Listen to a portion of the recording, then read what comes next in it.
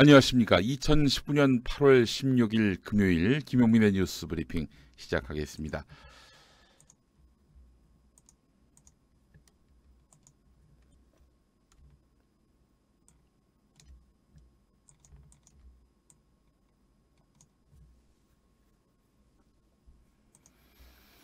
안녕하십니까. 2019년 8월 16일 금요일 김용민의 뉴스 브리핑 시작하겠습니다.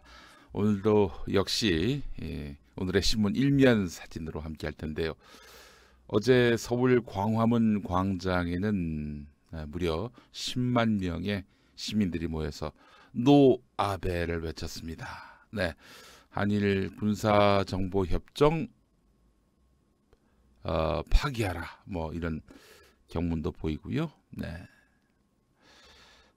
적폐청산, 친일 적폐청산을 요구하는 목소리도 있었습니다.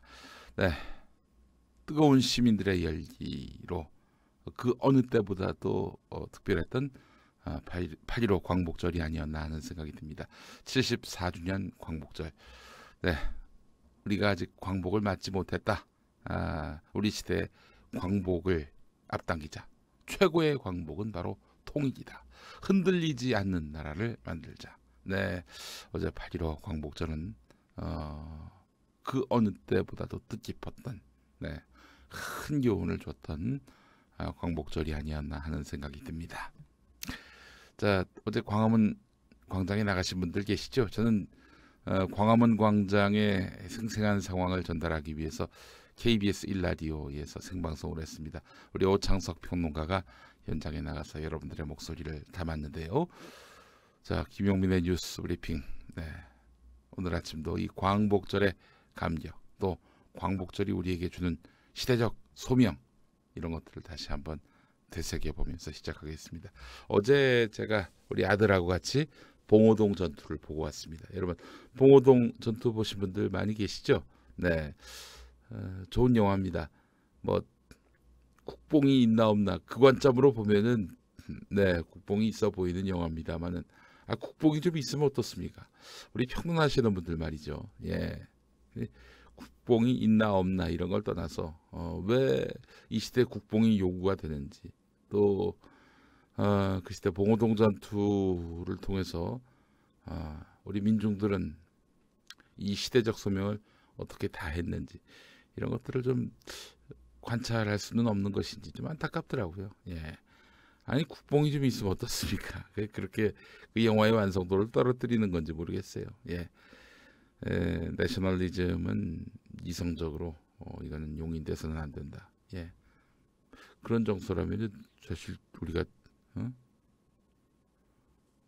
일본이 요구하는 황국 신민의 길을 조용히 따르는 게 옳다는 얘기인지, 그 시대에는 그렇게 국뽕이라도 없었다면은 어떻게 나라를 구할 수 있겠어요? 예. 천민으로 분류되던 사람들, 예. 신분으로 보자면은 뭐 사실 나라가 있으나 없으나 상관이 없을 만한 사람들인데, 그러나 그들이 나라가 어려울 때 제일 먼저 앞장서서 싸웠다는 점, 이 점이 참 마음 뭉클하더라고요. 예, 전투씬도 참 훌륭했고요. 예, 아쉬운 점을 얘기하자면 뭐 100가지 1000가지 나오겠습니다만 저는 아주 좋은 영화였다고 생각을 하고요. 한 번 더 봤으면 좋겠어요. 야, 김용민이 영화 보는 눈이 그 정도밖에 안 되는구나 라고 얘기하신다면 할 말이 없어요. 예, 그러나 좋은 영화인데 어떡합니까? 제 수준에서 이런 영화를 봐서 참 기분이 좋았습니다. 예. 임정현님, 그러게요, 보러 가려고요. 김복동 할머니 상영을 안 하네요. 그래요. 다큐멘터리 영화 김복동, 이 상영관이 있는 곳이 많지 않아요. 안타깝습니다. 예. 유원상님, 의병과 독립군이 대한민국 민주주의의 초석이다. 그렇지 않아도 의병이 일어나서 도대체 한 게 뭐가 있냐, 이따위 개 씹소리나 하고 말이죠. 예, 정말 용서를 할 수가 없어요. 그런 새끼가 언론인을 하고 자빠졌으니 말이죠. 예, 여러분, 우리 의병들이 이길 줄 알고 싸우는 겁니까? 일본을 그렇게 자기들의 화력과 병력으로 제 앞에서 새 나라를 만들 줄 믿고 그렇게 싸웠습니까? 칠 줄 알고 희생당할 줄 알고 그렇게 싸웠던 거예요. 근데 의병 일어나서 뭐하냐고. 씨발 의병이라도 없어봐. 어떻게 짓밟혔겠어요 이 나라가. 참 김어준 총수 말대로 가만히 있어요. 우리 저 시대를 바꿔보겠다고 애쓰는 이 민초들 민중들 그들이 하는 일 그거 보기만 하고 떡이나 처먹으라고요. 야매테크님 저항이라도 안 하면 내가 미쳐버릴 것 같으니까. 예. 그따위 개소리 해놓고 누가 자르래? 잘렸는데 뭐 무슨 언론인이 목에 칼이 들어와도 끝까지 절개를 지킨 것이냐. 나 저 어처구니가 없습니다 정말. 언론인 나셨네. 언론인 나셨어. 예? 김진만님 어제 광복절 대통령님 연설 보고 대한민국 만세 불렀습니다 라고 하셨습니다. 대통령 연설 그건 정말 주옥 같습니다. 정말 한자 한자 버릴 게 없어요. 그럼에도 불구하고 이게 뭐 무슨 구체성이 떨어진다느니 뭐 실할 떨고 있습니다. 그리고 뭐 흔들리지 않는 나라가 되겠다는 대통령 말씀에 대해서 이미 누구나 흔들어도 흔들리는 나라가 됐다. 촉가고 있네. 야 너희 때 그랬잖아. 너희 때 미국이 와서 흔들면 흔들려주고 일본이 와서 흔들면 또 흔들려주고 또 중국이 와서 흔들면 흔들려주는 그런 나라였잖아. 니네 나라 때. 예. 좀 좋은 연설에 대해서는 뭐 칭찬은 못할지언정 경청이라도 해야지 말이야.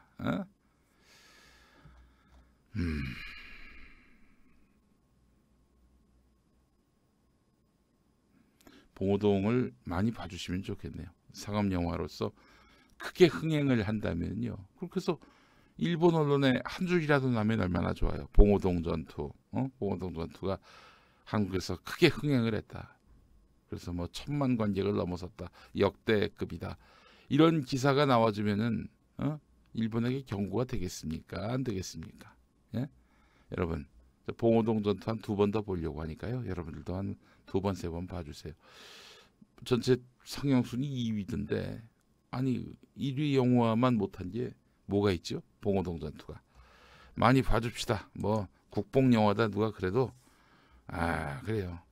국뽕에 취하지 않고서는 민초들이 그렇게 자기 하는 일 다 버리고 산으로 올라가서 게릴라 무장전을 할 수가 없었어요. 우리 이럴 때는 국뽕에 한번 취해 봅시다.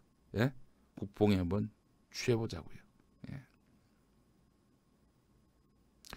가로 세로 김용호 아주 거품을 물더만요. 봉오동 절대 보지 말라고. 홍가혜 씨 예? 정말 그 인생에 대못을 박은 사람 그 김용호 그 사람 말하는 겁니까? 김세희하고 강용석이가 만든 가로 세로 거기서 보지 말라고 했으면 더 많이 봐야 되겠네. 예. 자 김복동 할머니 다큐멘터리 영화도 상영되면 그 축복으로 하시고 보시고요. 봉오동 전투 2번, 3번 보셔서 1000만이 넘고 역대 최고의 흥행 영화가 돼서 일본 사회를 긴장하게 만들었으면 좋겠습니다. 이 영화는 이미 영화의 어떤 수준을 넘어섰어요. 예. 참 영화 평론하시는 분들 뭐 그 나름대로 다 의미가 있고 또 그런 평론이 또 있어줘야 우리 영화도 발전하고 그렇습니다만은 이건 이미 일개 영화를 넘어섰다니까요. 예.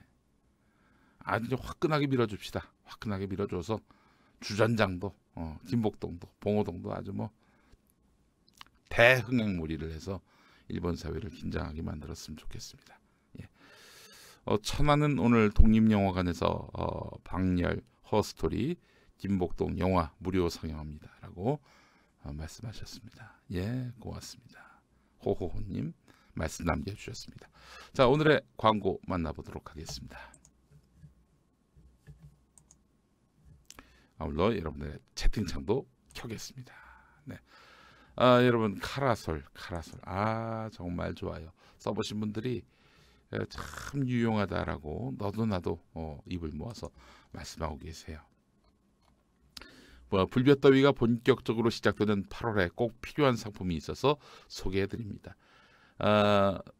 사람들에게 그늘을 제공하는 파라솔이 있죠. 자, 이건 카라솔입니다. 차량에게 말하자면 그늘을 만들어 주는 건데, 한여름 장시간 실외 주차를 할 경우 햇빛이 내리쬐는데 말이죠. 자, 이럴 때 차에 들어가 보세요. 아무 방비 없으면요, 차 내부 온도가 무려 80도 가까이 치솟습니다. 이럴 때 방법이 있습니다. 차문이 통상 한 4개 되잖아요. 승용차 같은 경우 그 중에 한 창문을 열어요. 한 창문을 열고 4개 창문 중에 하나를 열고, 그리고 차문이 닫힌 그 문 있죠. 그 문을 열고 닫고 빼고 닫고 빼고 닫고 빼고 닫고 빼고 이러면은 공기가, 그쪽에 안에 있던 공기가 창 열린 쪽으로 나가요. 예. 한 80도 되는 기온이 많이 떨어집니다. 자, 그런 방법이 하나 있고요. 자, 그리고 이제 사실은 대시보드라고 하죠. 대시보드. 운전석 바로 앞에, 바로 앞에 그쪽에 햇빛 들어오는데 대시보드인데, 여기가 가장 뜨겁습니다. 100도 되는 데도 있어요. 저 보세요. 대시보드. 저 사용 전, 카라솔 사용 전에 보면은 빨갛게 익어 있잖아요.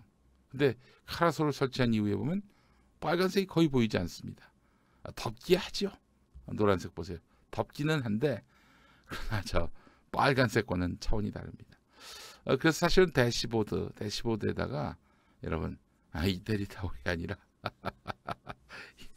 이태리 타올이 아니라 목욕 타올을 갖다 올려놓아 보세요. 그러면은 그 더위를 또 다 빨아들입니다. 예, 그 방법이 또 있고요. 제일 좋은 방법은 카라솔입니다. 한여름 장시간 실외 주차를 할 경우 차 내부 온도가 무려 80도 가까이 된다고 하죠. 이럴 땐 정말 죽고 싶을 지경이에요. 에어컨을 틀어도 시원할 리가 있나? 그렇잖아. 대시보드가 저렇게 달아올랐는데 방법이 있습니다. 대시보드 위에다 막 물적신 물적신 그 휴지, 물 휴지로 닦아봐야 그뭐 얼마나 내려가겠어요, 기온이.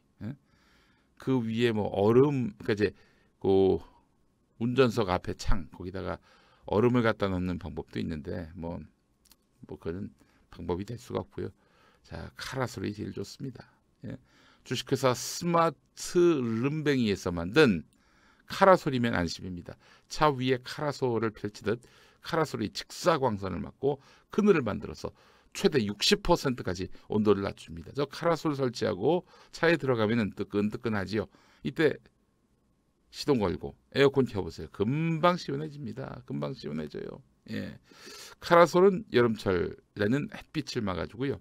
또 겨울철엔 한방눈, 수시로 떨어지는 새똥으로부터 여러분의 차를 보호합니다. 자, 검색창에서 카라솔을 검색하시기 바라겠습니다. 차내 온도, 여름에 차내 온도를 최대 60%까지 온도를 낮춰주는데요. 예, 여러분 구매하셔야죠. 자, 김용민닷컴에서 판매하는 건 아니고요. 검색창에서 카라솔을 입력하시기 바라겠습니다. 예. 자, 이번엔 시걸포 정수기입니다. 시걸포 정수기.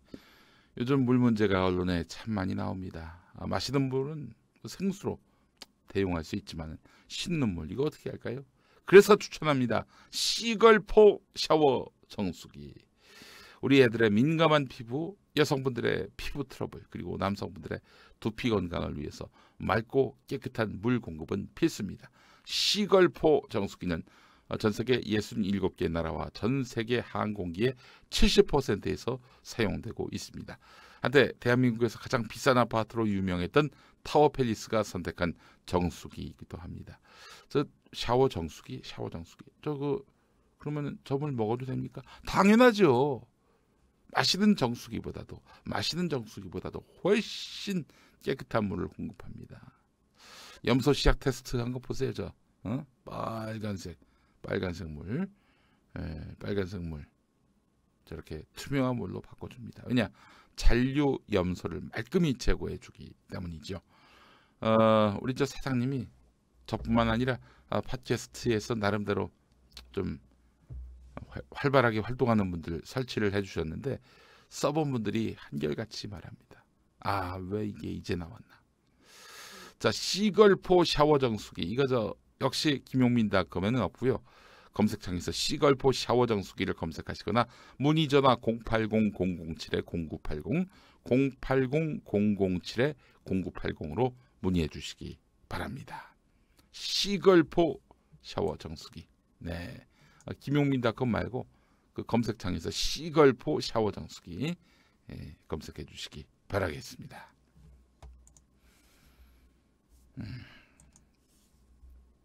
자, 이번엔 또 뭐냐? 빈체로 파스타. 네, 빈체로 파스타. 여러분께 정말 맛있고 푸짐한, 게다가 가격까지 저렴한 파스타 전문점을 소개합니다. 홍대 입구역 8번 출구 뒤편에 위치한 빈체로 파스타인데 한번 드신 분은 계속 찾는 곳입니다. 네, 저희 까다롭기로 소문난 김용민닷컴 MD가 직접 가서 먹어봤어요. 김용민닷컴 MD 찔러도 피 한 방울 안 나오는 이런 냉혈한들입니다. 예? 오로지 고객들에게 유익을 끼쳐드리기 위해서 봐주는 게 없어요. 근데 이 김용민닷컴 MD들의 단골이다, 말도 안 거 아닙니까? 결론은 가성비 최고였습니다. 신선한 해물이 듬뿍 담긴 이 시푸드 파스타를 신라호텔 출신의 주방장이 선보입니다. 네, 게다가 음료가 무료예요. 콜라 사이다는 물론 각종 에이드 무료입니다. 검색창에 빈체로 파스타 또는 0252-2700으로 문의해 주시기 바라겠습니다. 홍대에서 약속 있다. 그럼 빈체로 파스타로 가야지. 예. 자, 빈체로 파스타. 네, 속이 빈채로 가시기 바라겠습니다. 우리 유 원장님이 말씀하셨는데 속이 빈채로 가야 됩니다.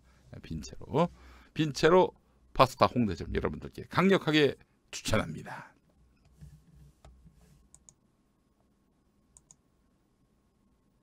아이고 세상에, 이것도 제가 바로 앞에 이렇게 두고 있어요.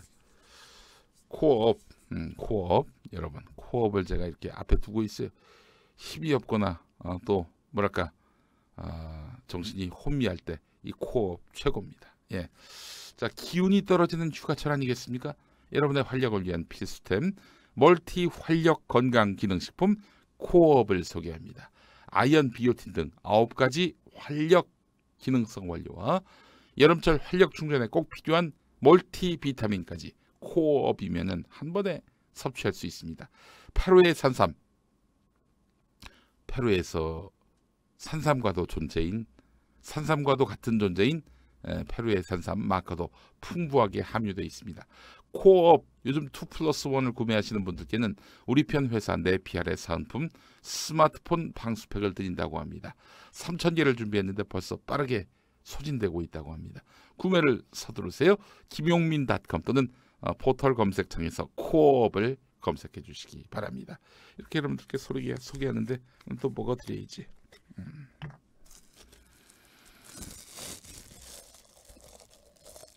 이거 저 깐 거예요. 이미 깐 거고 깠잖아 이렇게. 오늘 3개 먹겠습니다. 3개.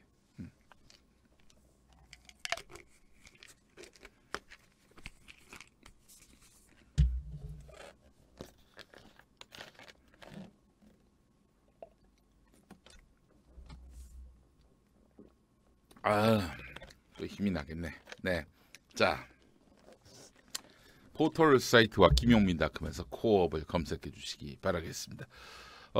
모델 박지희 씨, 네, 저 촬영하신 사진 기자분이 전혀 연인 간지가 나지 않는다 해가지고 충격을 받았습니다. 세월은 속이 있었구나.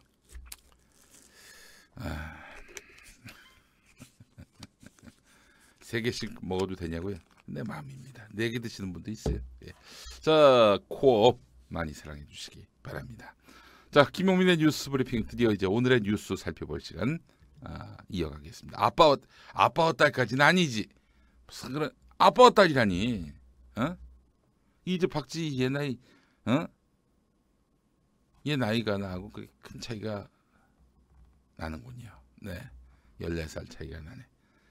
이 친구가 태어났을 때 제가 중학교 2학년이었습니다. 예. 자, 오늘 뉴스 살펴보겠습니다.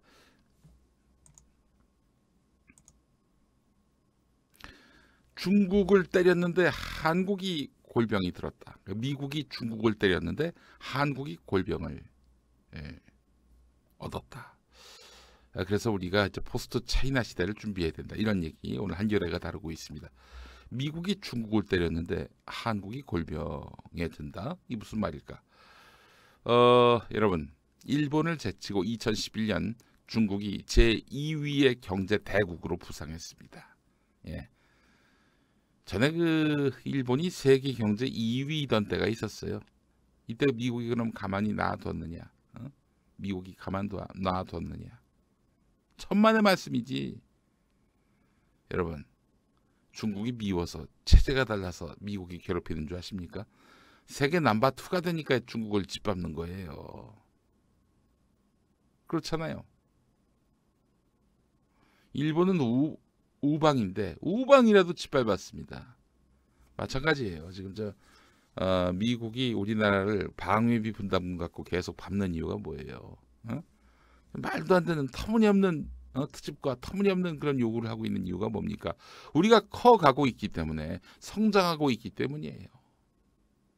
저 남과 북이 합치면은 세계 2위 올라가지 말라는 법 있습니까? 그때 되면 또 미국의 어마어마한 또 견제와 공격이 있겠죠. 우리 그거 감수해야 됩니다.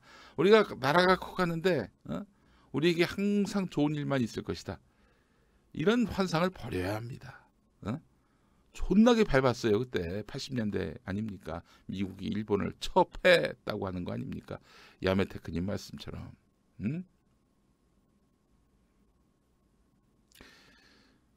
자, 그래서 도널드 트럼프는 2016년 대통령 선거 유세 때 중국의 대규모 무역 수지 흑자를 미국의 공장을 빼앗고 일자리를 빼앗는 일이다, 이렇게 규정하면서 그런 말도 했습니다. 자기 대통령 되면은 중국을 환율 조작국으로 만들겠다. 실제로 그 약속 지키고 있습니다. 공약을 이행해 가고 있어요. 2018년 3월 22일 작년에 500억 달러 규모의 중국산 제품에 25%의 관세를 부과했잖아요. 이걸 시작으로 해서 세 차례에 걸쳐서 관세 부과를 실행에 옮겼습니다. 네, 그냥 정치적 수사가 아니에요. 트럼프의 중국 때리기와 철강 알루미늄 관세 부과 등 다른 보호 무역 조처들이 취해지면서 이게 미중만의 문제가 아니게 됐어요. 전 세계의 교역량이 줄어들고 있습니다. 그만큼 중국이 전 세계 경제에 미치는 영향이 대단하다는 겁니다. 유원상님, 환율 조작은 미국이 하는 거 아닌가? 이거 다 아시면서 우리 모르는 사람이 어디 있어요? 미국만한 환율 조작국이 어디 있습니까? 예? 자, 우리나라는 중국에 중간재를 수출합니다. 완성품을 수출하기도 하지만 중간재를 수출하기 때문에 중국이 어마어마한 공장 아닙니까? 세계 최고의 공장, 최대의 공장입니다. 여기다가 중간재를 수출해서 우리도 대박을 얻고 있는 것이고요. 우리가 중국 때문에 무역 흑자국이 된 거예요. 그러니까 중국하고 등 돌린다? 이건 정말 골 때리는 일인 겁니다. 그러니까 이제 박근혜 때 사드 갖고 지금 중국한테 엄청난 견제를 당했던 거 아닙니까? 발발 떨었어요 그때. 근데 지금 미국이 또 뭐라고 하고 있어요?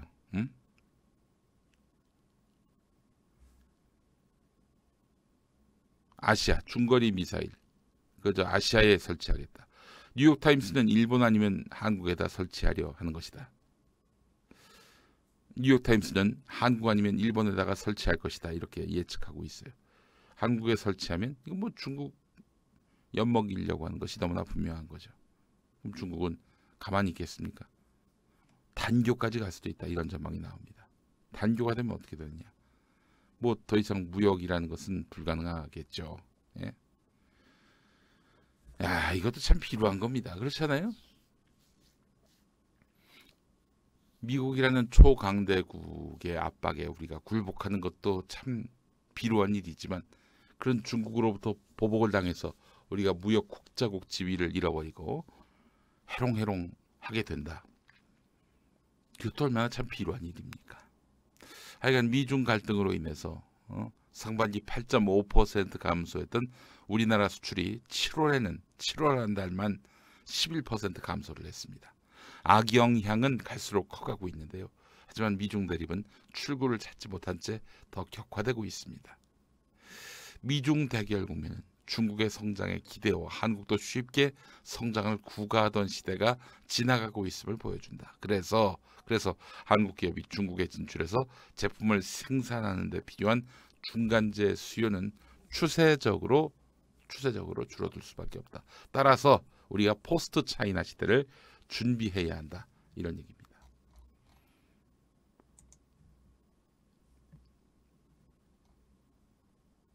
준비해야 돼요. 예. 이게 쉬운 일 아닙니다. 말처럼 쉬운 일은 아니에요.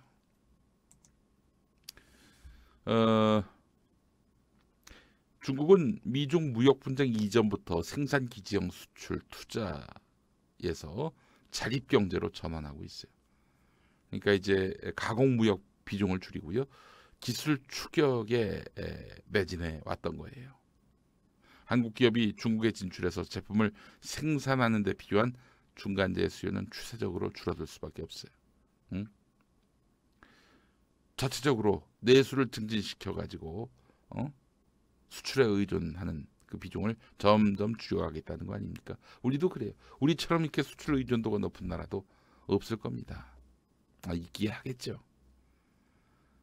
그러나 이제는 내수를 살려야 되는 거예요. 내수 살리는 거 이거 포기하고 계속 중국에 기대서 강대국에 기대서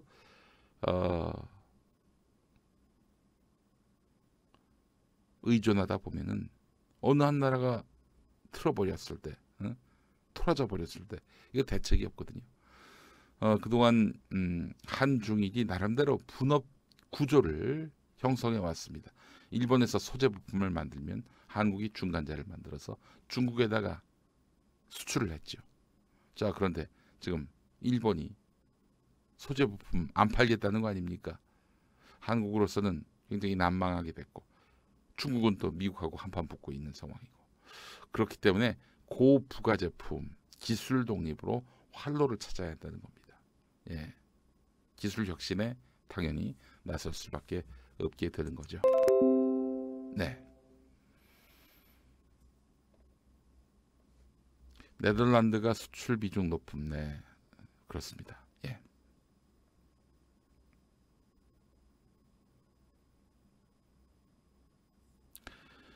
자, 포스트 차이나 시대를 준비합시다. 그러니까 이 지구상에 대한민국만 남고 나머지 나라들이 없다 했을 때도 살아날 수 있는 길을 만들어 보자는 거죠. 뭐 그렇다고 우리가 쇄국 정책을 펴자 이런 얘기는 아니잖아요.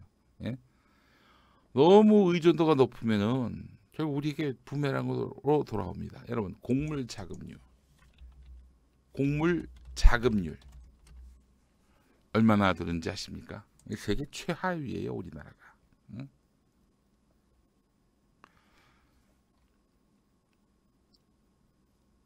23%입니다. 23%.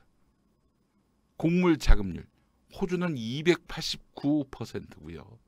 캐나다가 177%, 미국이 125%, 중국은 딱 맞습니다. 100%. 세계 평균이 101.5%예요. 일본은 27.2, 한국은 23. 곡물 아시죠? 곡물.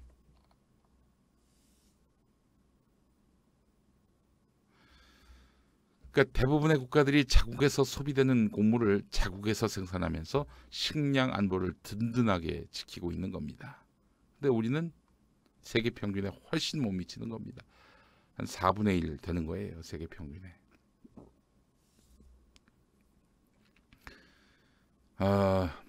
이렇게 되면은 만약에 다른 나라들이 식량 안보를 주장하면서 식량을 왜 딴 나라에다 파나? 그냥 우리끼리 소비할게. 이러는 순간 골 때리는 상황이 옵니다. 물론 식량 자급률 부분에 있어서 쌀 이건 거의 100%될 거예요. 그것도 점점 줄어들고 있죠. 대책을 마련할 때입니다. 예, 자금률이 많이 낮은 분야 중에 거의 이것이 만약에 수입이 불가능해졌을 때 국가 안보적 위기가 닥칠 그런 품목이 있다면은 뭐 곡물 같은 거 이런 거 대책을 세워야 할 거예요. 예. 쌀 빼고 나머지 곡물들 없어요. 자금률 10% 넘는 것도 거의 없을걸요. 예. 우리가 밥만 먹어야 돼. 밥만. 밥만 먹었어야 되겠습니까? 유원상님, 이게 다 박정희 때부터 농업을 천시했기 때문. 그렇죠. 농사꾼의 아들로 태어나가지고 박정희. 아유 정말 이 민족의 귀태입니다. 귀태. 태어나서는 안 될 사람. 네.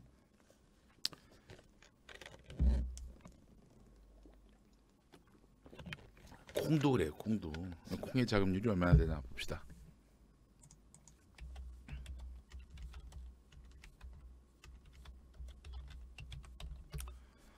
콩 자금률 22%. 그리고 옥수수 3.3%, 밀 1.7%. 우리가 밀가루 얼마나 많이 먹습니까? 근데 밀의 자금률이 1.7%예요. 네? 98.3%는 수입한다는 겁니다. 보리는 26%. 쌀은 말이죠. 103.4%. 그리고 감자 등은 또 105.3%. 감자하고 감자밥만 먹어야 되나? 매우 심각합니다. 1970년대만 해도 곡물 자금률은 70에서 80%를 유지했어요. 여러분, 이 점을 감안해 봅시다. 예, 형편없어요. 형편없어. 곡물하고 이제 사실 지금 미중 갈등에 따른 한국 산업의 골병은 상관이 없어 보이는 것 같지만 소재 부품, 재료 이런 것들에 대해서 딴 나라한테 의존하면 되지 뭐 굳이 그걸 우리까지 그걸 다 챙겨야 되는가? 그렇게 생각했다면 큰일 난다는 겁니다. 큰일 난다는 거예요. 예. 자, 다음 소식도 보겠습니다. 경제 전쟁을 넘어서 신광영 중앙대 교수의 칼럼인데요. 읽어보겠습니다. 90년대부터 일본은 급격히 만성적인 경제 침체에 빠지면서 침체의 늪에서 벗어나지 못하고 있다.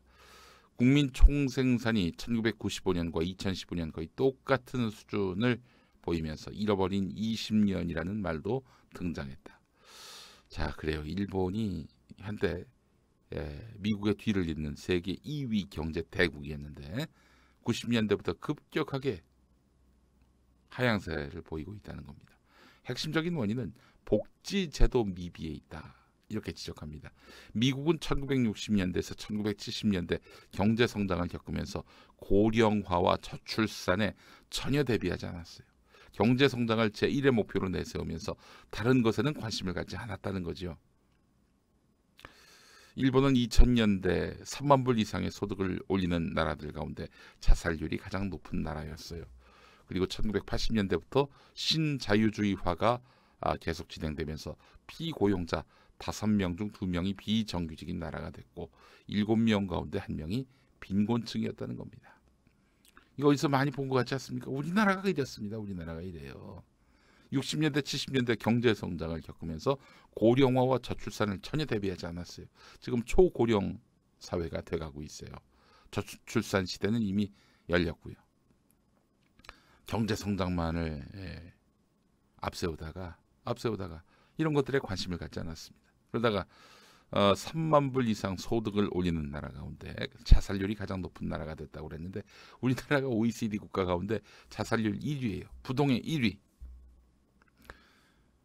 사람이 말이죠. 생산성이 떨어지고 뭐 여러 가지로 사람의 가치를 똥값으로 여긴다 하더라도 아유 내가 뭐 사람 뭐 하나 그냥 죽어서 없어져 주지.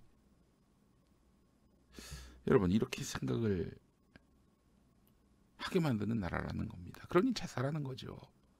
그러니 자살하는 겁니다. 그리고 우리 고용자 중에 4명 중에 2명이 비정규직이고요. 그럴 거예요 아마. 비정규직 비율 한번 보겠습니다. 정확하게 비정규직 비율이 임금 근로자의 3분의 2이군요. 그래요. 저 절반이라고 했는데 정정하겠습니다. 661만 명이라고 합니다. 661만 명. 그러니까 전체의 그 임금 노동자가 한 2천만 될 거예요. 그중에 661만. 네, 3분의 1 정도. 일본도 거의 그랬네요. 일본도 비슷했어요. 피고용자 5명 중에 2명이 비정규직인 나라. 7명 중에 1명이 빈곤층. 우리 빈곤층 비율도 한번 보겠습니다. 빈곤층 비율. 빈곤층 비율이 309만 명. 309만 명이면은 309만 명.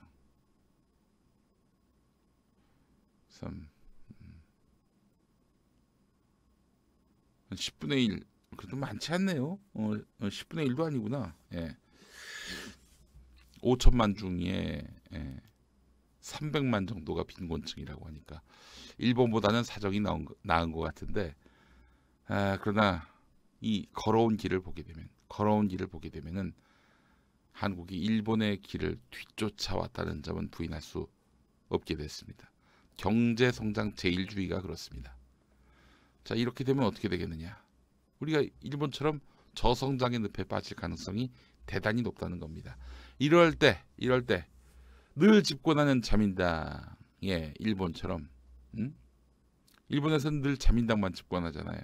근데 한국에는 정권 교체가 이루어져서 문재인 대통령 같이 사람 중심의 경제를 표방하는 이런 정부가 들어서서 소득주도 성장, 이걸 좀 펼치고 있는 거 아니겠습니까? 좀 미진해 보인다는 지적도 있습니다만은, 일본의 이런 잘못된 길과는 다른 길을 걷겠다고 선언한 거 아니겠어요? 예, 뭐 당장 드러난 성과가 없기 때문에 일본의 길을 가자고 하는 저 젖 같은 새끼들, 그 새끼들한테 듣지 않아도 될 소리를 또 듣고 있는 상황이란 말이죠. 일본이 가는 길로 가지 말자. 그 길에는 깊은 저성장의 늪만 있을 뿐이다라는 문재인 정부의 경제 철학. 네, 얼마나 다행입니까? 얼마나 다행이겠어요. 저 인간들이 만약에 집권했으면 우리는 일본하고 똑같이 갈 거예요. 저성장의 늪에 빠지게 될 겁니다. 그러면 저 새끼들이 뭐 반성하느냐? 천만의 말씀, 반성 안 하지. 민주노총 같은 새끼들 때문에 이게 우리가 될 일도 안 되는 것이다. 이렇게 나올 것이 분명합니다. 견제가 없는 정권은 막 나갑니다. 이명박근혜 같이 이런 말씀하셨어요. 네. 그래요. 경제 전쟁을 넘어서 지금 일본과의 우리가 경제 정쟁에 몰두하고 있는 상황인데, 우리가 일본의 길과는 다른 한국의 길을 만들어 가야 한다. 일본보다 더 삶의 질이 높은 나라, 인권이 더 잘 보장되는 나라, 더 자유롭고 더 평등하고 더 민주적인 나라, 더 활력이 넘치는 나라, 이걸 만들자는 거죠. 이것이 바로 일본을 극복하는 길이고 나라다운 나라를 만드는 길이 될 것입니다. 좋은 칼럼이었어요. 자, 이런 가운데 박성진 경향신문 군사전문 기자가 박성진의 한국군 코멘터리라는 칼럼에서 정부는 지소미아 한일 군사정보보호협정 조건부 파기 선언을 빨리 하라, 이런 칼럼을 실었습니다. 자, 읽어보겠습니다. 세부적으로 보면 지소미아는 호혜적인 모두에게 혜택이 돌아가는 정보 교환인 것처럼 보이지만 현재는 일본에게 매우 유리하다. 북한의 미사일 도발에 대한 대응, 이 대응은 조기 경보가 핵심임을 감안할 때 한국이 제공하는 정보가 일본 안보에 지대한 도움을 주고 있기 때문이다. 많은 외교 전문가들은 지소미아를 파기하면 한국이 미국의 외교적 지원을 받아내기 어려운 상황이 되고 미국의 동북아 핵심 전략은 더욱 친일로 흘러갈 가능성이 높다고 지적한다. 사실 지소미아가 한미일 관계의 핵심이기도 하고 미국은 한미 동맹보다 미일 동맹을 더 중요시한다. 이런 인식들이 많잖아요. 그렇죠. 또 실제로 미국이 한국과 일본을 놓고 봤을 때 누구 편을 들 것인가 라고 하면 당연히 일본 편을 든다는 것이 상식입니다. 그렇지만 이 주장을 근거로 해가지고 지소미아를 계속 유지해야 된다, 이 논리를 편다면은, 그러니까 즉 지소미아를 파기하면 한미 동맹이 약화된다는 주장, 이 주장을 제기한다면 한국은 미일 동맹의 종속 변수임을 스스로 받아들이는 거나 마찬가지인 거예요. 이런 새끼들이 이런 새끼들이 한 입으로는 또 일본한테 덤비지 마라, 해봐야 진다, 이길 싸움만 해라, 이 지랄을 떠는 거예요. 지소미아 카드는 미국에다가 한미일 안보 체제를 유지하려면 일본이 지금 한국에 대해서 경제 침략을 벌이고 있는데 이걸 중지시키라는 궁색한 요구로 보일 수도 있어요.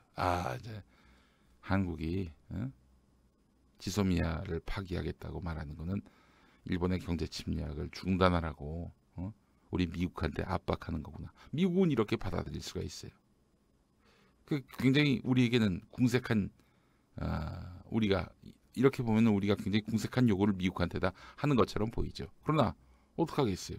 이 현실이고 우리가 택할 수 있는 현실적 카드인데, 미국은 삼국 안보체제 유지를 위해서라도 한일 간의 경제전쟁에 개입해서 더 이상 피해를 확산시키지 않도록 할 의무가 있다, 이런 얘기입니다. 여러분, 만약에 그렇게 해서 지소미아 카드를 우리 정부가 파기한다, 그래서 미국이 우리에게 불이익을 준다, 그럼 우리는 어떻게 해야 될까요? 그래? 좋아, 그러면 뭐 한미일 동맹이고 나발이고 그런 거 없어, 끝이야, 씨발, 이렇게 나오면 됩니다. 그럼 미국이 어떻게 나올까요? 이 씨발 새끼들 봐라, 배반을 때려? 이러면서 또 이제 한국 정부에게 페널티를 줄 수도 있겠죠. 그러면 씨발 저기 야스쿠니 일보 같은, 여기 있잖아요, 조선일보의 일본말 야스쿠니 일보 같은 놈들, 또 일부 보수 정당, 자유한국당 길길이 날뛰겠죠. 그러거나 말거나 우리 길을 가는 겁니다. 미국이 그 상황까지 방치하지는 않을 것입니다. 그렇게 간다? 그럼 많은 거지 뭐. 우리가 그 상황에 왔을 때 카드가 없을 것 같습니까, 여러분? 카드 있어요. 씨발, 카드가 있어. 동맹관계를 강화시키는 것은 상호 신뢰다. 일방적 요구나 양보는 신뢰 상실로 이어진다. 예를 들어서 우리가 알았어요. 뭐 지소미아를 유지할게요. 근데 너무 좀 일본하고 붙어 계시는 거 아닙니까? 우리도 좀 봐주셔야죠. 이렇게 나오면은 미국이 그래, 미안해. 한국도 챙겨야지, 이렇게 나올 것 같습니까? 겉으로 그럴 수는 있어도 속으로는 하이 이 새끼 봐라, 결국 우리가 압박하면은 얼굴 조금만 찡그리면 바로 백기를 드네. 그래. 아이고, 너희는 그래서 아주 쉬운 나라야. 그냥 뭐 월세 받으러 다니는 것보다도 더 쉽게 방위비 분담금 높일 수 있는 아주 쉬운 나라야, 이렇게 생각할 것입니다. 존나게 우리를 더 우습게 볼 거예요. 지금 이 국면까지 왔잖아요. 이제 더 이상 우리가 우습게 보이는 길을 가면 안 됩니다. 호랑이 등에 올라탔어요. 한일 간 생존적인 경제전쟁이 벌어지고 있는 마당에 미국 심기를 건드릴까 우려해서 지소미아 파기조차 결정 못하는 나라는 비정상 국가다. 아이고, 뭐 개사이다입니다. 완전 개사이다예요. 예. 콜드라이프님 말씀도 그렇습니다. 일본은 지금 믿는 구석이 있어요. 한국에 자생하는 토착 왜구들 믿고 저지랄하는 거 아닙니까? 그렇기 때문에 이 땅의 토착 왜구들이 뭔 지랄을 하든지 신경 안 쓰면 됩니다. 그들을 뭐 테러를 가한다든지 위협을 준다든지 그럴 필요가 없어요. 투명인간 취급하면 됩니다. 저도 투명인간 취급하면 돼요. 자, 그러니까 우리가 많이 컸어요. 존나게 많이 성장했어요. 그러니까 태클 들어오는 겁니다. 어? 미국 말이 그렇잖아요. 돈 많이 벌어놓고 부자 나라 돼놓고 왜 분담금을 우리 미국한테 전가하느냐. 우리도 존나 많이 내거든요. 또 미국한테 주면은 미국이 그걸 다 쓰느냐. 아니야. 지금까지 남긴 돈이 한 1조 됩니다. 그래 놓고 더 올려달래. 씨발 지금 1조 내고 있는데 6조 달라고 한다는 거 아닙니까? 얼마나 호구로 보이면 이렇겠어요. 우리가 호구가 아님을 보여줄 필요가 있습니다. 여러분 호구로 보이면요. 지금 트럼프가 아베에 대하듯이 우리나라도 그 꼴이 됩니다. 호구로 보이지 맙시다. 우리가 이만큼 성장했으면 이제는 국제사회 큰 나라로부터 홀로 서기 할 줄 알아야 되는 거예요. 한번 개겨봅시다. 뭔 지랄을 하건 간에 한번 개겨봅시다. 그렇게 해서 동북아시아에서 한국을 더 이상 호구가 아니라 설득해야 될, 타협해야 될 그런 대상으로 여기게 만들자고요. 사대주의자들, 기회주의자들, 이 새끼들은 뭐 하나같이 미국 눈치 봐야 된다, 일본과 싸우지 말아야 된다, 이 지랄 떨고 있는데 걔네들 말에 왜 우리가 개의해야 됩니까? 신경 써야 됩니까? 내버려 두세요. 네.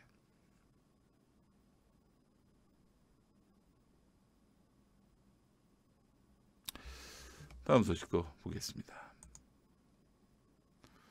자, 바로 이어지는 칼럼입니다. 한겨레 백기철 논설위원회 트럼프의 평화가 진정한 평화일까? 네, 저도 트럼프 대통령이 역대 다른 미국 대통령처럼 기만적인 한반도 전술을 쓰지 않고 또 북미 정상회담 같은 역대에선 볼 수 없었던 평화적 제스처를 보면서 좀 감동을 먹었습니다. 그러니까 트럼프에 대해서 애증은 있어요. 정말 오바마에 대해서는 실망입니다. 이런 말을 안 할 수가 없는데요. 트럼프는 저런 인간이 다 있나라는 생각이 들면서도 또 한편에서는 그래 그 트럼프 시대에 뭔가 일이 날 것 같은데 하는 그 기대감도 있고요. 그런데 한번 이쯤에서 우리가 곱씹어 보자는 거예요. 트럼프가 추구하는 평화, 저 평화가 진정한 평화일까? 한번 읽어보겠습니다. 미국은 지난해 5월 이란 핵협정을 탈퇴했다. 이게 오바마가 이란하고 맺은 거 아니에요. 2015년 미, 영, 푸, 중, 러 등 안보리 상임국 이사국에다가 독일까지 6개 나라가 이란과 맺은 협정을 트럼프는 헌신짝 팽개치듯 했다. 만약에 오바마가 북한하고 비핵화 협정을 맺었다. 그러면 아마 트럼프는 엎었을 거예요. 틀림없이. 그래 보입니다. 그 트럼프가 이 협정을 파기한 거에 방점은 뭐가 있습니까? 오바마가 한 거는 잘못된 것이다. 이런 인식이 서려 있는 거예요. 오바마가 다시 미국 대통령으로 나올 리 없는데 왜 오바마를 깎아내리는가? 민주당 정권 들어서면 안 된다. 이런 얘기를 국민들에게 들려주고 싶은 거예요. 그러니까 지금 트럼프에게 있어서 재선 말고는 눈에 보이는 게 없어요. 다 아시겠습니다.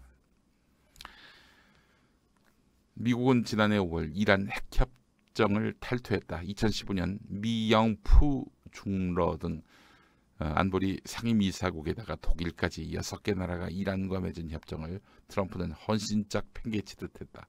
최근엔 미중 대결 와중에 중국을 환율 조작국으로 지정했다.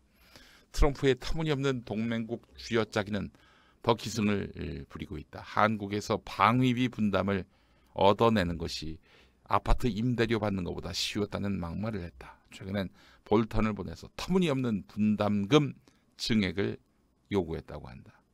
지금 1조 내는데 한 6조 내라.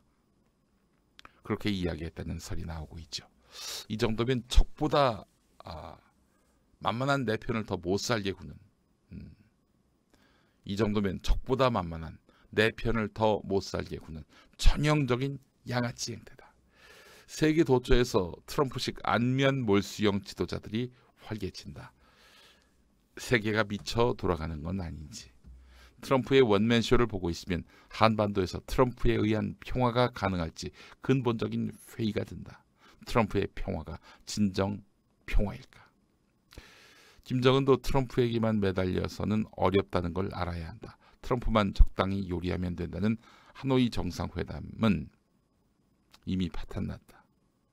트럼프만 적당히 요리하면 된다는 식의 하노이 정상회담은 파탄났다. 노심초사하는 남한 정부를 창피나 줘서는 평화로 가기 어렵다. 미국이 관건이긴 하지만 평화로 가는 길은 남한을 통하지 않으면 안 된다.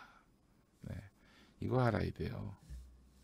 뭐 북한도 뭐 정권이 바뀌질 않아 가지고 그동안 뭐 수십 년 동안 미국하고 협상을 해와서 미국에 대해서는 아주 전문가들이 많습니다만은 남한을 지렛대 삼지 않으면 안 돼요. 혼자 살 수 있는 게 없습니다. 그래도 트럼프라는 사람하고 합의한 것이 지금 트럼프도 지금 전 정권의 합의를 뒤집어 엎고 있는데 트럼프가 합의한 것이 다음 정부 때 부정된다면 북한은 뭐가 됩니까? 순진맘님 오셨어요. 감사합니다. 어제 인터뷰 너무너무 감사합니다. 아이고 그래요. 선물도 받으셨어요? 인터뷰하고? 어이구 선물도 받으셨구나. 무슨 선물 받으셨나? 예.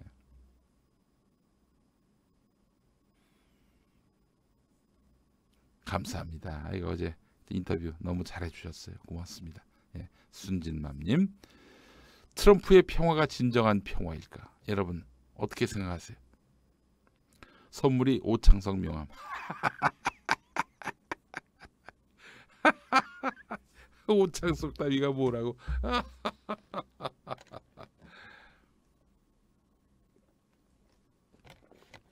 지금 이 지구상에서 제정신인 지도자는 문재인 대통령밖에 없어요. 예, 그렇지 않습니까, 여러분? 예?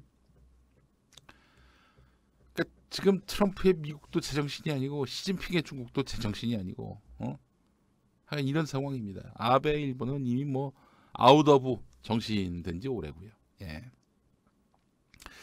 자, 여러분 그렇기 때문에 트럼프의 평화가 진정한 평화일까 우리가 여기에 대해서 관심을 가져야 됩니다. 만약에 트럼프가 북한하고 비핵화 협상 다 끝냈어요. 그래서 북한이 이제 핵을 포기하기로 했어요. 근데 내년에 새로 대통령이 되는 사람이 민주당이야. 민주당이 트럼프에 대해서 앙심을 품고 그렇게 해서 북미 간 합의를 파기한다? 야, 이게 이제 골 때리게 되는 겁니다. 예. 저 키님, 키님 소리를 아주 크게 키운 겁니다. 본인이 볼륨을 올리세요. 예. 자, 아이고 잠깐만요.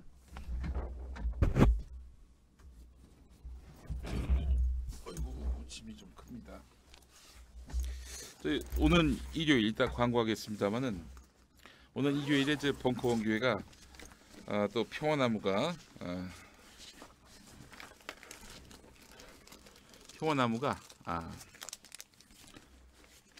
명성교회 세습반대 운동 벌이는 분들을 돕기 위한 바자회 1일 자집하는데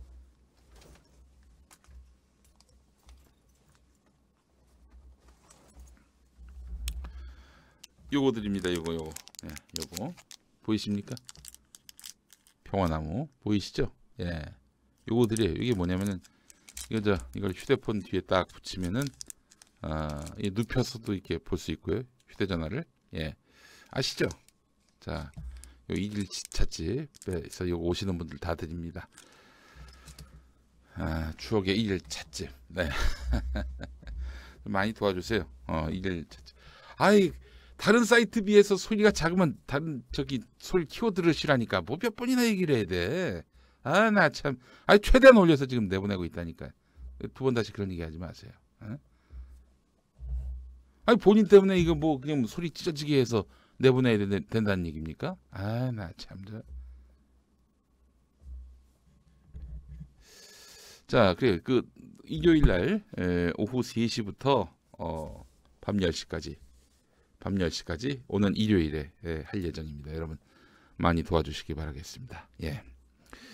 자, 여기 입장료가 10,000원이에요. 10,000원이고요. 이렇게 받아가지고 저희가 우리 김수원 목사님 소송 폭탄을 좀 당하고 있어요. 명성교회 측으로부터. 예? 그리고 정태윤 안수 집사, 정태윤 안수 집사는 지금 명성교회 사람들한테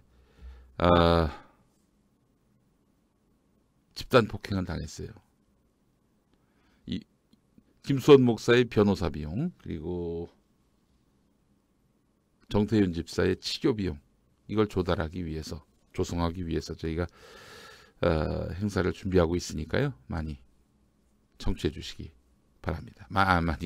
많이 참여해 주시기 바라겠습니다. 많이 참여해 주시기 바라겠습니다. 네, 마포에 있는 벙커 원교회로 오시면 되겠어요. 예.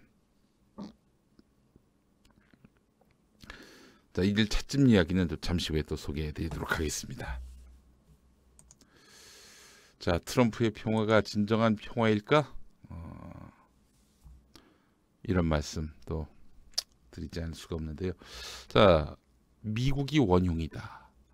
한원구 성공회대 교수가 어제 KBS 1라디오 김경래의 최강 시사에 나와서 한 말이 있습니다. 한번 들어보시죠. 남북을 갈라놓은 게 미국이고요. 그때 일본 총리가 요시다 그 시게루라는 사람이 한국 전쟁이 터졌을 때 만세 삼창을 했다는 얘기고, 이 한일 관계의 잘못된 틀 있죠. 그 틀을 짠 게 미국입니다. 아하. 일본의 전범을 용서해주고 일본의 역할을 부여하면서 특히 가장 문제가 되는 게 샌프란시스코 강화회의에 한국이 참여할 수 없다라고 결정한 게 미국 아닙니까? 사실은 일본하고 가장 세게 가장 오랫동안 싸운 게 한국인데, 샌프란시스코 강화회의에 한국이 와서 식민지 배상금을 달라고 요구하게 되면 한국은 파산한다. 그리고 100만의 그 제일조선인이 있는데 이 문제 그 감당이 안 된다. 한국 꼭 빼달라 했더니 빼줬고요. 그런 틀 안에서 박정희가 한일 국교 정상을 맺은 건데, 한일 국교 정상을 맺은 거에 대해서 제1번으로 박정희를 비판하고 있습니다만, 어제 그게 박정희만의 책임이었겠습니까? 미국이 짜놓은 틀 안에서 규정이 된 거죠. 가령 우리가 2015년에 이 한일 위안부 합의라는 것, 뭐 지금 굉장히 문제가 되고 있는데, 그 합의를 종용하고 그런 타결을 만들어낸 게 또 미국이었단 말이죠. 네, 말씀 잘 들으셨죠? 사실 이것뿐이 아닙니다. 지소미아도 미국이 막 한국을 압박해서 합의하게 만든 겁니다. 그때가 이제 박근혜가 국회로부터 탄핵 소추당하기 보름 전 상황이었어요. 여러분 생각해 보십시오. 박근혜가 미국이 압박했어요. 지금 제정신이 아닌 상황인데 지소미아 빨리 합의하라고. 지금 이 사태가 좀 한풀 꺾이고 난 다음 그 다음 얘기하시죠. 이래도 될 텐데 왜 그걸 수용했을까? 행여나 그걸 수용하면은 미국이 어떻게든 자기를 구제해주지 않을까라는 그런 믿음은 전혀 없었을까요? 미국이 박근혜 사장을 왜 봐줍니까? 박근혜, 자기 말 잘 듣는 박근혜가 잘릴 것이 너무나 분명해 보이는데 그 전에 어떻게 해서든 이걸 완성시키려고 했던 거예요. 지소미아가 바로 박근혜가 탄핵당하기 보름 전에 미국이 압박해서 도출해낸 겁니다. 그러니까 우리가 박정희도 비판하고 아베도 비판하지만 미국을 비판하지 않고서는 이게 비판다운 비판을 하는 게 아니에요.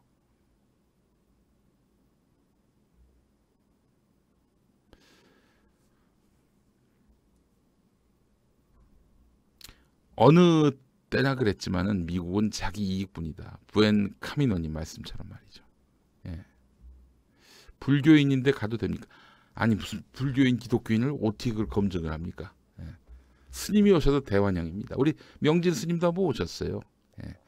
저는 종교의 차이, 종교의 벽 그런 거 없습니다. 무신론자도 대환영이에요. 예. 미국에 대해서 우리가 비판의식 없이 지금 일본하고 맞서 싸운다. 그러면은 굉장히 우리가 제약된 투쟁을 벌이고 있다라고 봐야 되지 않겠나 싶습니다. 예. 우리가 뭐 미국하고 반대하는 그런 나라를 만들려고 하는 거 아니잖아요. 마찬가지로 우리가 지금 일본을 망하게 하려고 지금 이 투쟁을 벌입니까? 아니잖아요. 일본으로 하여금 동북아시아 평화의 궤도 위에 다시 오르라고 하는 것이고, 또한 미국으로 하여금 아무리 약소 국가라고 해도 그렇지 우리를 호구로 보면 안 된다. 우리가 조시냐? 이렇게 얘기하는 겁니다. 뭐 광복절마저 남의 나라 깃발 듣고 나오는 정신나간 인간들한테 제가 얘기하고 싶습니다. 어느 나라도 한국을 봐주지 않습니다. 한국이 은혜를 베푸는 나라는 없어요. 다 각자 자기의 어떤 이익에 발맞춰서 행동할 뿐이죠.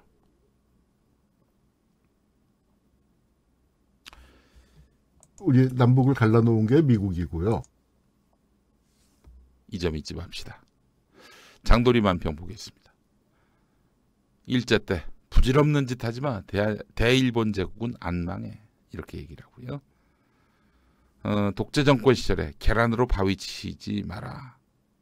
군사 정권 안 무너져. 이렇게 얘기를 했고요. 촛불 혁명 당시에는 촛불 그걸로 대통령을 끌어내리기라도 하겠다는 거냐 라고 비웃지만 고양이는 또 꼬리로 촛불을 들었네요. 자, 이제 뭐 남아있는 실존하는 권력 위의 권력, 삼성이죠. 적당히들 좀 하시오. 이씨 왕조, 이병철, 이건희, 이재용 왕조는 안 망해. 회계 사기, 불법 승계 처벌을 요구하는 민초들의 목소리에 대해서 적당히 하라고. 이씨 왕조는 안 망한다고. 그러나 일제, 독재 정권, 그리고 촛불혁명이 타도했던 이 정권 다 쫓겨났습니다. 망했습니다. 민초들에 의해서 망했어요. 네, 박순찬 화백의 장도리 만평 함께 보셨습니다. 자, 오늘 KBS 1라디오 김용민 라이브 많이 애청해 주시고요. 일요일 아침 11시에 벙커원교회 일요일 라이브 예배 실황 중계 방송이 있고요.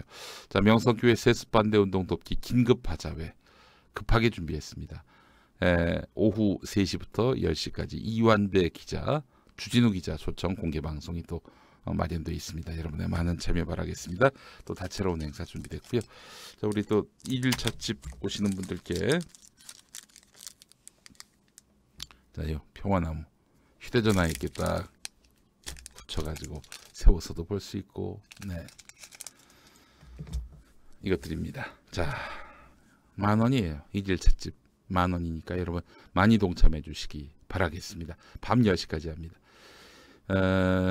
이완배 기자의 경제 해석설 중계 방송 할지 말지 아직 고민 중인데요. 오세요, 현장으로. 오후 5시에 이완배 기자, 6시에 주진우 기자 나오십니다. 많이 사랑해 주시기 바라겠습니다. 예.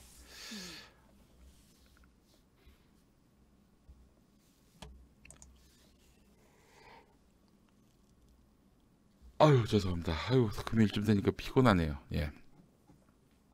다음 소식으로 이어가 보겠습니다. 광주 방송, 여러분, 그 SBS가 이제 광주에서 방송되잖아요.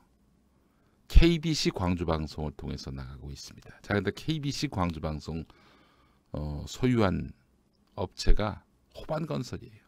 KBC가 호반건설에 인수된 후 KBC에서 호반건설 관련 보도가 급증한 것으로 확인됐다는 서울신문 보도 보겠습니다. 당연하죠. 뭐 새로울 건 없는데, 그러나 적어도 방송사는 말이죠, 규제가 많아요. 특히 방송을 사유화할 수 없습니다. 아무리 거기 인수한 지배주주가 있다 하더라도 그 지배주주의 이익을 대변하는 방송 못하게 돼 있어요. 광주방송의 호반보도 인수된 후 12배 늘어났다고 합니다. 건설자본의 언론 사유화 우려, 현실로 드러나고 있다는 거죠. 부동산 건축 뉴스 등의 끼워 팔기가 횡행했고 김상열 회장에 대한 홍보가 많았다고 합니다. 당연히 김상열 회장에 대한 비판은 없습니다. 비판을 받지 않을 만큼 훌륭한 그런 도덕적으로 흠결이 없는 천사도 흠모할 그런 삶을 살아왔느냐? 그건 아니죠. 앞서서 탈세, 증여 이 의혹들이 서울신문에 의해서 수두룩하게 제기되지 않았습니까? 그런 거 보도한 적이 없어요. 또 이제 호반에 인허가가 막히면은 비판 기사로서 창과 방패의 역할도 했다는 것이죠. KBC가 또 방송사인데 아니 방송사가 왜 공공택지 33차례나 응찰을 했을까요? 응찰을 한 이유가 무엇일까요? 한국토지주택공사의 신도시 공공택지 아파트 용지 입찰에도 33차례나 응찰했습니다. 그룹의 벌떼 입찰 전략에 언론사까지 차출됐던 것이죠. 박상인 서울대 교수는 자본과 권력의 독단과 전횡을 감시하는 언론의 경우 공공성이 더 중요한데 대주주 검증 절차가 부족하다. 그래서 이제 서울신문이 주장하는 바가 또 있어요. 앞으로 그 대주주를 검증해야 한다는 겁니다. 은행 같은 경우에도 대주주의 자격에 대해서 법률로서 규정하고 있어요. 사회적 신용을 갖춰야 할 것, 건전한 경제 질서를 해치는 사실이 없을 것. 그러니까 어떤 경제사범들은 은행을 가질 수가 없게 되는 것이죠. 금융관련법, 조세범 처벌법, 공정거래법 등 이런 것들을 위반했을 때는 대주주 적격 심사를 중단하거나 결격 사유에 해당한다는 거예요. 금융관련법, 조세범 처벌법, 공정거래법을 위반하면은 대주주 자격이 박탈될 수 있다. 이런 얘기 아닙니까? 대주주만이 아닙니다. 임원에 대한 자격도 물어요. 은행법을 보면은 위반한 법률의 종류와 관계없이 금고 이상의 시정을 선고받은 사람은 임원이 될 수 없다. 와, 뭐 금융관련법, 조세범 처벌법, 공정거래법 이게 아니더라도 어떤 법이든 하여간 금고 이상의 시정을 받으면 임원이 될 수가 없다는 거예요. 자, 신문사도 사실은 임원 자격이 있긴 합니다. 발행인, 편집인, 기사 배열, 책임자, 그러니까 실무 이제 편집 책임자의 결격 사유를 규정하고 있는데 이런 거예요. 대한민국 사람이어야 한다. 그래서 저 국민일보 조용기 아들 미국이 국적인데 미국 국적으로 발행인하고 사장을 했다가 결국에는 그 자격을 박탈당한 거 아닙니까? 자, 이렇게 은행법은 규정이 까다로운데 말이죠. 신문에 관해서는 대주주 자격 요건 없어요. 경제정의실천시민연합과 서울대 시장과 정부연구센터에 따르면 현행 신문법에는 언론사 대주주 적격성 관련 조항이 없다는 겁니다. 발행인이나 편집인은 특정한 범죄로 시정을 선고받았을 경우 자격을 제한하는데 대주주는 자격 규정이 없다는 것이죠. 그나마 신문법에서는 자산규모 10조 원 이상 대기업은 일간 신문 지분을 50% 넘게 가질 수 없도록 했지만 호반건설과 같은 자산규모 5조에서 10조 사이의 대기업은 이런 제한에서도 제외된다는 것이죠. 그러니까 이제 서울신문을 다 먹어도 호반건설이 다 먹어도 상관이 없게 된 거예요. 네.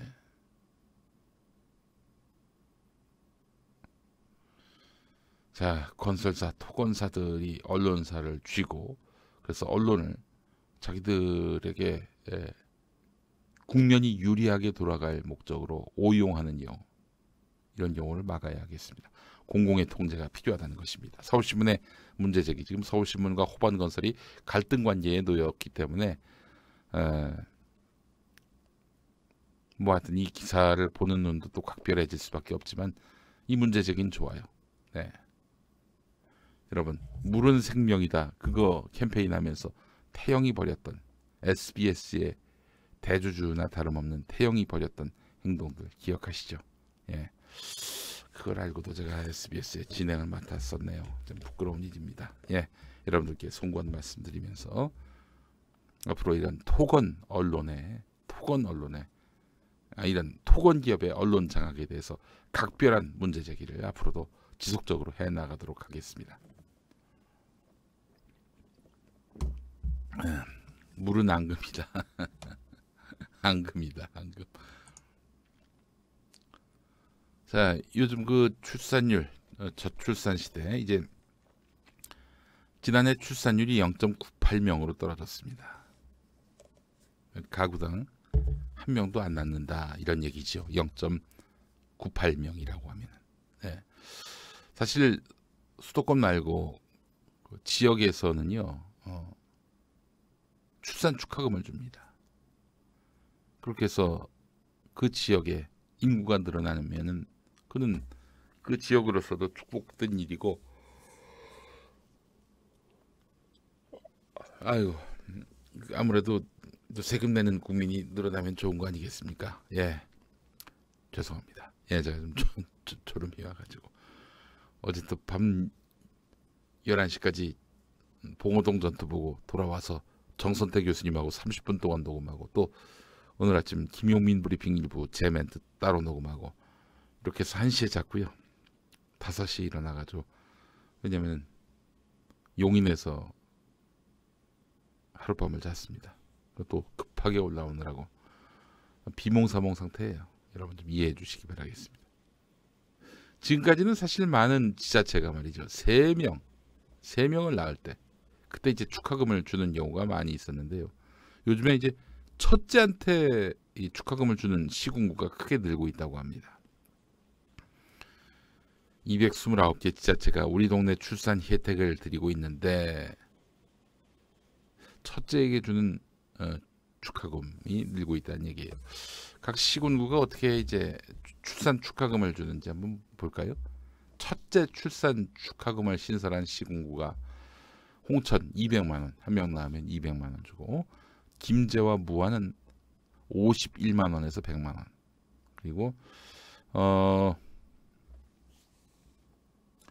부산 기장, 그리고 인천 서구, 울산 북구, 그리고 경기도 평택, 동두천, 충남 홍성, 경남 김해, 또 경남 거창, 여기는 50만 원.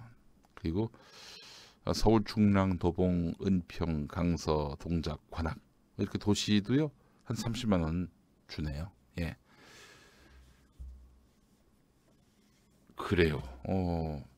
시도가 아이 출산 중요금을, 다시, 시도가 첫째 아이 출산 장려금을 1,000만 원 제공한다면 출산율이 평균 8% 증가할 것으로 예측했어요. 예. 이와 더불어서 실효성 있는 혼인 지원 정책과 지역 경제 활성화, 보육의 질 향상, 돌봄 부담 경감이 뒤따르면 출산율에 큰 변화가 생길 수 있다고 국회가 이렇게 정리를 해서 발표를 했네요. 그러니까 이제 셋째 아이쯤 낳아야 돈을 준다 이러면요 셋째 아이를 낳을 사람이 많지 않아요. 돈 준다고 셋째까지 낳는다? 그런 사람들은 없다는 거죠. 그러나 기왕 주는 축하금이라면은 첫째 낳았을 때 줘야 효과가 크다는 거예요. 예. 입양도 지원해줘야 합니다. 분노의 팥주님 그런 말씀하셨고요. 예.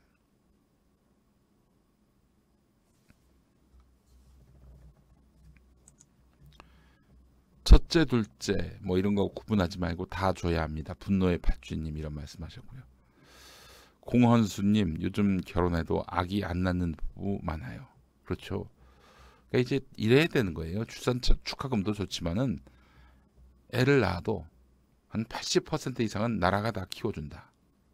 뭐 물론 이제 부모에 따라서는 욕심을 내서 사교육시키기도 하고 그렇겠지만은, 근데 지금은 거의 뭐 공공이 우리 아이를 뭐 보육한다, 교육한다 이런 관념이 없잖아요. 최소한 대학 들어가기 전까지라도 그냥 애만 낳으면 알아서 나라가 지원해주고 또한 양육해주는 그런 시스템. 또 학교 보냈을 때는 안심하고 맡겨도 되게끔 만들어준다면 출산율 늘어날 겁니다. 동서고금을 막론하고 그거 말고 특효약은 없어요. 예. 김지훈님 말씀처럼 아이를 낳아도 걱정 없는 사회가 돼야 합니다라고 말씀하셨어요. 나이세스님, 애를 몇 낳을 거냐가 중요한 게 아니라 이제는 애를 낳을 거냐 말 거냐 그것이 관건입니다. 그래서 첫째부터 주는 것이 당연합니다. 라고 말씀하셨습니다. 무상교육이 필요합니다. 라고 말씀하셨어요. 당연하죠. 교육은 무상이어야죠. 아니 교육이 뭡니까? 교육이 무슨 상품이에요? 아닙니다. 국가 공공으로서는 이 교육이 미래에 대한 투자예요. 국가 공동체 미래에 대한 투자입니다. 왜 돈을 받아요? 돈을 받기는. 응? 물론 고등학교까지 무상교육이 지금 추진되고 있습니다만은 무상 급식도 있고요. 뭐 앞으로는 이제 무슨 준비물이나 이런 것도 다 무료가 돼야 하고요. 그래야 합니다. 예.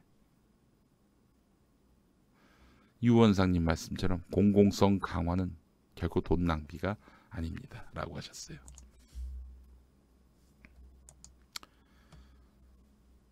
자, 개신교계의 망동을 좀 얘기해 보도록 하겠습니다. 연세대학교가 2020년 학부 신입생부터 필수로 들어야 하는 강의 연세정신과 인권, 이걸 개설한 사실이 알려지면서 일부 개신교와 우파 세력의 집단적 강의가 이어졌다고 합니다. 이 나쁜 새끼들, 이 개촛 같은 새끼들입니다. 이 씨발놈들. 이 새끼들은요, 제가 장담하는데 말이죠. 여러분 이 소식 처음 접하셨죠? 이거 어디선가 이 얘기 듣고 이 씨발 정보를 주는 거예요. 야, 전화번호 02 여기로 전화해 이 씨발. 이거 못하게 하자. 탈레반이에요. 탈레반이 개새끼들. 이렇게 연세대 전화해가지고 하지 말라고. 전화가 그냥 끊임없이 오면요, 사람들이 위축이 되죠. 정신이 없어집니다. 그걸 노리고 있는 거예요. 이 새끼들. 아주 고전적인 수법을 쓰는 거지. 이런 거에 굴하면 안 됩니다. 이게 귀찮다고 또 피곤하다고 이 새끼들의 이런 아주 조직적인 그런 테러에 대해서 굴복하는 순간 제2, 제3의 타겟이 또 생깁니다. 오 씨발 했더니 말 듣네. 오 씨발 했더니 우리 뜻대로 되네. 이러는 거예요. 이 씨발 세상에 인권 수업하는 것까지 지랄 발광을 하고 있어. 이 개새끼들이. 종교의 이름으로 이 씨발. 종교가 인권을 옹호해야지 이 씨발. 이 족같은 새끼들은요, 저기 나중에 전화번호 다 기록해서 저희한테 한번 알려주세요. 어떤 식으로든 겹칠 거예요. 족같은 새끼들. 씨발 밥 처먹고 할 짓도 없다 참. 그러니까 이게 뭐 동성애 반대, 동성애를 옹호한다 뭐 이지랄 떨고 있는 거예요. 김현미 연세대 교수는 물론 시위를 한 것인데 종교적 표현의 자유란 인권이 보장된 나라이기 때문에 할 수 있지만 마찬가지로 대학에 단 한 명의 페미니스트, 성소수자, 장애인, 무슬림 학생이 있어도 그들이 동등한 관심과 지도 인정을 받고 위협받지 않는 환경에서 교육받아야 하는 비차별 원칙을 지켜나가야 하는 것도 교육자의 사명이다. 예, 그래서 그냥 한대요. 잘하셨습니다. 그냥 하세요. 하시고요. 이런 전화에 굴하지 마십시오. 여러분, 정치권에 계시는 분들도 혹시 이 방송 보신다면요, 이런 항의에 조금도 흔들리지 마시고요. 밀어붙이세요. 이 새끼들한테는 실패의 기억을 계속 쌓아줘야 돼요. 전화해도 소용없다. 이런 해봐야 안 된다는 패배감을 줘야 합니다. 이 새끼들. 나쁜 새끼들.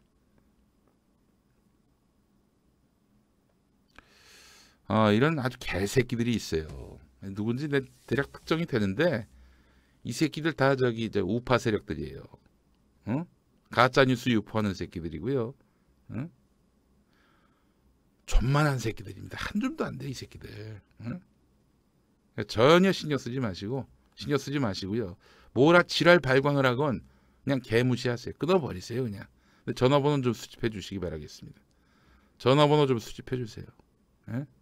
이 새끼들 말이야. 이것뿐이 아니에요 여러분. 종교기관이 운영하는 사회복지시설에서 강제로 헌금을 뜯어가요. 그래서 이제 법을 바꾸려고 했더니 그 법을 바꾸는 의원들한테 폭탄 전화를 해가지고 못하게 만들었어요. 발의를 못하게 했어 이 씹새끼들이. 이런 새끼들은 이 열린 사회의 적입니다. 업무 방해죄에 해당하죠. 그런데 또 종교계라고 하니까 근데 그 새끼들 존만한 새끼들이 한 줌도 안 돼요. 한 줌도 안 되는 새끼들이기 때문에 아주 본보기로 한두 명만 제대로 한번 콩밥을 먹여주면은 두 번 다시 못할 겁니다. 겁 존나 많아요, 이 새끼들. 절대 이런 새끼들한테 굴하지 마시고 뭐라 지랄 발광을 하건 눈 하나 깜짝하지 말고 밀고 가십시오. 종교계가 막 뜻을 모으고 막 이 씨발 그래서 지난 2016년 총선 때 동성애 오적해가지고 개신교가 거국적으로 5명의 국회의원 떨어뜨리려고 했던 거 아니? 떨어진 사람이 은수미 그리고 이상규 이 정도인데 은수미는 나중에 성남시장 됐어요. 이상규는 통합진보당인데 이 은수미가 떨어진 것도 씨발 저 그때 뭐 개신교인들이 반대해가지고 떨어진 게 아니라 국민의당에서 표를 많이 가져가는 바람에 간발의 차로 졌어요. 이 새끼들 좆도 힘없어요. 좆도 힘없는 새끼들이니까 신경 쓰지 마시고 그냥 하고자 하는 거 하세요. 이 십새끼들 한두 번 성공하니까 아주 신났어. 이 개새끼들. 족같은 새끼들입니다. 이 새끼들 지옥 갈 거예요. 개새끼들. 자, 절대로 굴하지 마십시오. 이게 굴하는 순간 이게 또 아이템이 하나 쌓이는 거예요. 이 새끼들. 나쁜 새끼들입니다. 종교의 이름으로 혐오를 유포하는 개새끼들. 악마예요, 악마. 이 새끼들. 이런 새끼들한테 굴하지 않는 자세를 보여줘야 이 사회가 간단치 않다는 걸 보여줘야 됩니다. 세상이 어떻게 돌아가는 건지 전혀 관심이 없는 새끼들이에요. 이 새끼들.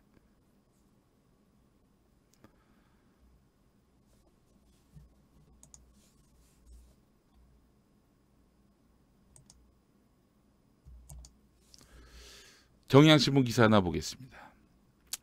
회사 돈으로 교회 헌금 37억, 아들 회사에 420억 불법 대출, 김광석 참존 회장. 유명 화장품 회사죠. 참존의 김광석 회장이 회사 돈 수백억을 배임 횡령한 혐의로 검찰 수사를 받고 있습니다. 서울중앙지검 조사 일부는 김 회장이 회사 돈을 빼돌려서 교회 헌금 등 사적으로 쓴 의혹에 대한 고소장을 접수해서 조사하고 있는데 고소장에는 김 회장이 회사 돈으로 자신이 다니는 강남 소망교회 19년에 걸쳐서 37억을 헌금으로 낸 의혹이 담겼는데 회사 돈을 왜 헌금으로 내? 네 돈으로 내야지. 그리고 또 궁금한 게 있어요. 회사 돈을 헌금으로 내셨다. 정말 헌금으로만 냈을 것인가? 여러분, 헌금함으로 이 돈이 들어가는 순간 그 돈은 블랙홀에 빠지는 겁니다. 그 돈이 어떻게 되는지 몰라요. 뭐 물론 헌금한 걸로 칩시다. 근데 자기 아들이 대표로 있는 아우디 딜러사 참존 모터스와 람보르기니 딜러사인 참존 임포트, 자동차 AS 회사 참존 서비스에 차용증이나 이자 없이 회사 돈 420억을 불법 대출해줬어요. 배임 의혹에 대해서도 조사하고 있습니다. 자, 국민일보에서 책을 냈던 모양이죠. 참존 화장품 회장 김광석 장로의 믿음과 인생. 책 제목 주가 쓰시겠다 하라. 주가 쓰시겠다 하라. 그 검찰 가서 그렇게 얘기하시면 되겠네. 왜 교회 헌금 37억씩이나 했냐.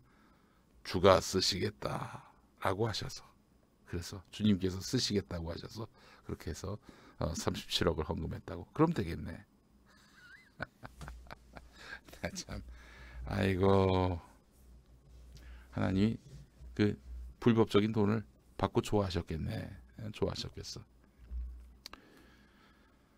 여러분, 좀 더 강해질 필요가 있습니다. 좀 단호해질 필요가 있고요. 좀 더 매서워질 필요가 있습니다. 전화해서 소리 버럭버럭 지르고 지랄 발광을 하면은 거기에 꼬리를 내리고. 얘들 신납니다. 얘들 신나게 할 일 없어요. 그래서 또 그 새끼들이 지랄 발광을 해서 백기를 들고 그렇게 해서 그 뜻을 수용해 버리면은 그 다음 타겟이 생기는 것이고 또 그 다음 타겟이 생기는 거예요. 전화해봐야 소용없다라는 것을 분명히 보여줄 필요가 있습니다. 그러지 않고서는 끝까지 이자들의 법을 어겨도 무슨 지랄을 해도 나는 기독교니까 종교니까 나를 건드려 성역을 건드려 이러는 순간 이 사회의 평화와 정의는 깨지기 마련입니다. 박민봉님 감사합니다. 네. 절대 이런 전화 굴하지 마십시오. 한 줌도 안 돼요. 존만한 새끼들이에요. 한 줌도 안 되는 새끼들이니까 신경 쓰지 마시기 바랍니다. 신의 이름을 빌려서 신의 얼굴에 똥칠을 하는 새끼들 정리해야 됩니다. 김광석 장로가 그렇다는 얘기는 아닙니다. 앞서서 얘기했던 전화해 가지고 지랄 발광하는 새끼들, 이런 새끼들은 용납하지 말아야 됩니다. 정말 전화번호 다 수집해서요 겹치는 새끼들이 있잖아요. 이거 저 수사 들어가야 돼요. 업무방해죄로. 예. 자, 날씨를 전해드리겠습니다. 이제 오늘 지금 밖에 비가 오는 것 같은데요. 오늘 하여간 주말이 다가오고 있는데 비 소식이 또 들려오는 것 같습니다. 예.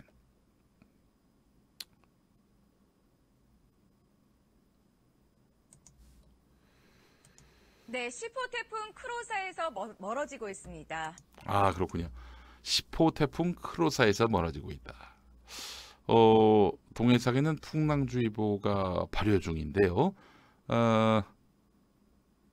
내일 오전까지 동해안 지방은 높은 물결이 방파제나 해안도로를 넘는 곳이 있다고 합니다. 아이고 지금 휴가 가신 분들 참 안습이시네. 아이고 왜 하필 또 이때 휴가를 가셔가지고. 태풍은 24시간 이내에 온대 저기압으로 약화될 예정입니다. 태풍 가장자리에서 만들어진 비구름대 영향으로 어제부터 속초, 양양 등 강원, 영동 지방에는 최고 250mm가 넘는 폭우가 쏟아졌는데요. 지금도 충청과 남부지방에는 산발적으로 비가 오고 있습니다. 오늘은 전국이 흐린 가운데 중부와 전라도, 경북 내륙은 오후까지 5에서 10mm의 비가 조금 더 내리겠습니다.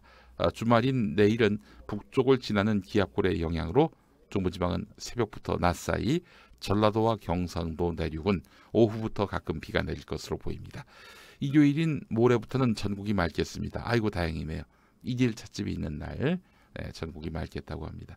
오늘 낮 최고 기온은 서울이 31도 등 어제보다도 2도에서 7도 정도 높겠습니다. 내일까지 비가 오는 지역은 폭염이 주춤하겠지만 전남과 경남에는 폭염주의보가 내려진 가운데 낮 기온이 33도 이상 오를 전망입니다. 폭염 이번 태풍과 함께 사라지느냐 아닙니다. 이 비가 그치고 나면 다시 기온이 폭염주의보 수준인 33도까지 오르겠다고 합니다. 그래요. 그래도 뭐 또 이 여름이 그래도 입추도 왔는데 계속 맹위를 떠칠까 싶은 생각도 듭니다. 네. 그래도 이 또한 지나가리라라는 마음으로 이 더위 견디시기 바라겠습니다. 김용민의 뉴스 브리핑 오늘 순서 모두 마치겠습니다. 여러분 모레 일요일 벙커원교회 또 평화나무가 주최하는 이길 찻집에 많이 동참해 주시기 바랍니다. 고맙습니다. 월요일에 뵐게요.